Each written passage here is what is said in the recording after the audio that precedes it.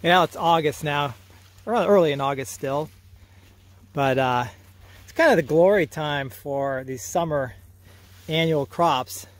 And I'm going to just briefly show the crops that are from the Americas that I'm growing.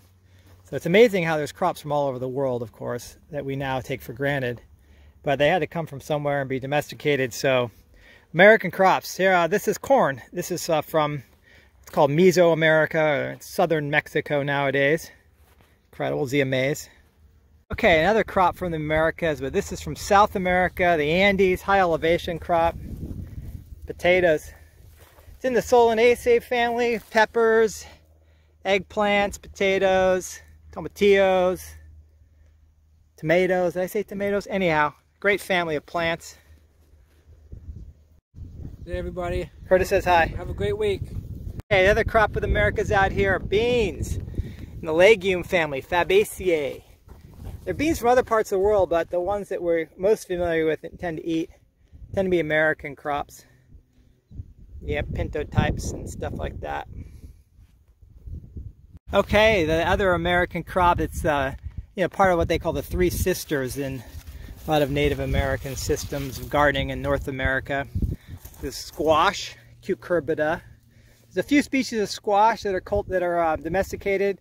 This is a Cucurbita maxima field right here, and that tends to be your larger squash, pumpkins and stuff, big winter squash. And then over here we got some Cucurbita pepo. Here's the pepo. It starts right here. You can tell the difference of them morphologically. It's starting to set fruit right now. Pepo also is a lot of your summer squash. This is a delicata, which is in winter, so a lot of variability in squash. Cucumbers are in this family as well, Cucurbitaceae. More beans. These are this is also the same bean that is for dry beans, but we use them for green beans too. So either way, depending on how they're bred. And of course, sunflowers, Helianthus genus, North American species. Pretty gorgeous. Used for oil a lot, well, snack foods. This is an ornamental kind of crop, though. It's bred for its beauty as well. Corn crops on the farm. One is a dent corn. That was the first one I showed you. This is sweet corn, and I staggered the timing of planting so they hopefully don't cross-pollinate as much. So this one's a little bit delayed in pollination from the other one, and they're not right next to each other either.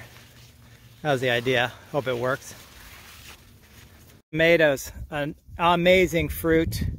What would life be like without tomatoes? Solanaceae, as I said before, same family as potatoes.